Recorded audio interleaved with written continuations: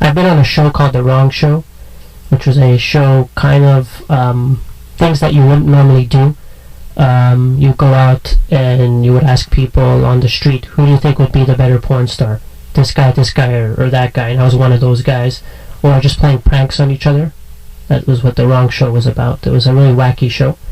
There was a pilot episode that was filmed of it, and there was a lot of different actors were used throughout the show.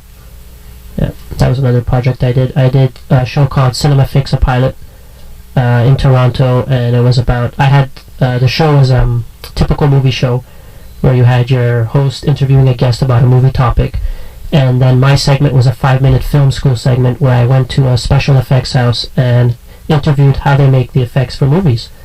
So it was called Film School, and that was my part of the show.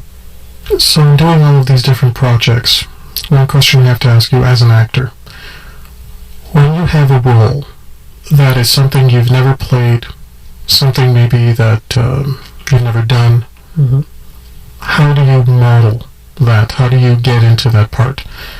Okay, well, it depends. If it's for film, I have one way to prepare. If it's for theatrical or theater, I have a different way. People don't notice, but when you're acting in theater, it's a different style of acting. You can be more operatic in a theater role. You have to be almost to reach the entire audience, because like you can take a big gesture in a theatrical role and it'll pass. If you do that on film, you can't. So you have to prepare your body not to make such big motions on film. So that's the first step I take. Second step is I try to watch maybe a character similar to that and pick off ideas.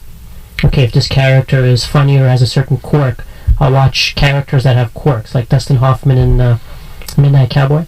You know, how he was walking around with that limp, something like that. And I'll try to, afterwards, I go over the script over and over again. I'll talk with the director, see what he wants. And I just like reading it over and over again and working the character out that way. Have you ever played a character that was doing something that you personally were against and had a problem playing that character? To date, so far, no. Because, it's just an acting job. I've beaten women in my film, which I don't do in real life, and I didn't have a problem with it. I've been a real lush in some films and some projects, and that's fine. A guy that gets stepped on and things like that, and that's not me also, and there was no problem with that. Do you ever get worried that people watching the films will make a connection and assume that the person they see in the film is the person who you really are? If they do, then I've done my job right, because they believed my character. So if they come away saying that guy was a real well, then I did my job right. If they think I'm an then in that film and that role, I did the job right. So you're not at all worried that they're going to assume that you see it as a plus? Yes. Film is a suspension of disbelief. Whether it's acting is a suspension of disbelief, so I see it as a plus. Let's talk about some of the obstacles you've had to overcome in order to be a professional actor. What would you say are some of the major obstacles? The biggest obstacle in anything I've ever done is myself. My own self-talk. Self-doubt. No, you can't do this. No, you can't do that. What makes you think you're good enough to do this? Once I'm over that, anyone or anything gets in my way, I know I can overcome it. Because I've overcome my greatest fear, myself. Failure. How often does that happen? When I started to act, it came in really strong. Because it's like the fear of the unknown. What will happen? I had a steady job, a well-paying job. And what will happen to me 5 years down the road, because with acting is like in professional sports. If you're going to try to make it in the NBA or as a hockey player, for example, at a certain point no one's drafted you, no one's even looking at you anymore, you're done. With acting, it could be the next day, maybe the next day after you quit or decided I'm not going to do this anymore, they would have chosen you. So you don't know, and especially if you're getting good reviews or you're doing good work, and I get a lot of callbacks now in Toronto, and the casting agents, they just ask for me. Like, my agent doesn't have to submit. If they think I'm right for the role, they tell me to come in for the audition. And my agent said that's good because they know you can work well. You won't embarrass them in front of the client. So, but if the client doesn't want me for my certain look or for whatever reason, someone was better or better suited for the part, when will it finally be me? See, it's hard to know, so it gives you worries in the back of your head, do I continue? Am I doing the right thing? If I stop, what if I had gone to one more audition? You know, so that's the greatest, I think, obstacle for me that I had to overcome.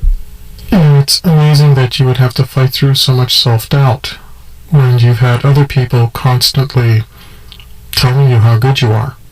And how do you balance that? I mean, it's, even though people have said I'm good, when I look at myself on camera and I see the scene, oh, I could have done it better, or maybe I should have done it this way or that way. I did it a lot more at the beginning. Now I'm more comfortable. I'm like, maybe I could have done it better, and maybe that day I couldn't. So I'm much more comfortable with that now. And I've had pretty good reviews so far, so I mean, I'm starting to get more comfortable with it. It's just the fact that sometimes I've walked into an audition, get the callback, go to the callback. There was one particular commercial I did for MasterCard or an audition, and it was really good. I got the callback went excellent, I had everyone laughing. And even the execs were right there, and they were all like, great job, and I'm like, I know I got this. And I didn't end up, like, I didn't get it. So it's like, that's where it starts to weigh in again, you know, like, okay, I walk away knowing I did a good job, so that gives me confidence. Okay, they wanted someone else, or somebody had a certain look that they wanted, and that's fine. Do you find that itself is an obstacle, the way you look? A lot of people cast type me as an Italian, or, you know, they want to see me in more darker roles, more drama series than comedy. I don't find it necessarily a problem. Actually, there was one casting director who my agent was trying to submit me for a movie filming in Toronto with Whoopi Goldberg, and I would have had on-screen time with her, like 30-second, me and her actually talking, and then I would still be on screen, but, you know. And my agent submitted me, they needed an Italian guy to be playing the part, Italian-Canadian or Italian-American, and the casting director said, oh no, he's not Italian enough. My agent said, what do you mean? He's the real deal. He speaks Italian. He's Italian. Like, how can you not? So, like, I don't understand. I'm not Italian enough. I don't know. That's what she said, but... With all of that going on, how do you stay motivated? I watch a lot of films I like, and I try and, like, for Al Pacino or Robert De Niro, I try and watch their biographies, certain actors, and see that they struggled. A lot of these guys were sleeping in apartments of friends on the floor. Pacino slept at the Actra studio in New York. So, I mean, that's where they allowed him to sleep there because he had no money to go anywhere else. So, and I'm like, these guys had to struggle before they got their break, and so you have to stay motivated. Keep doing a good job, I believe. Keep working, even if it's a small part. And, well, now I'm in the union, so it's harder to take non-union work. But to try to keep working, work through it, keep improving yourself, and eventually somebody will notice, hey, that guy's pretty good, I want him in my movie. We talked about the obstacles. Let's talk about the sacrifices. Tell me a little bit of the day-to-day lifestyle of a professional actor at your level, and what do you have to sacrifice to do it? Okay, well, contrary to a lot of belief, actors don't make a lot of money. I believe the national Canadian average is $5,000 a year. And this includes all the big actors making money. And in Canada, even the well-paid actors that you see on CBC, they're making about $60,000-$70,000 a year. So it's not a whole lot of money. If you're at that level, it's good money. If you want to make big money, you got to go to the U.S. It's number one. So at my level, I can go on set and make $2,000 in a day, which is good money for a day. But then I may not work for 2 months. So I got to have a job. I work part-time at a gym. I do the counter work. I do maintenance, and I clean now. So, and because I do the cleaning and maintenance work, I can do a full shift on my time when I want.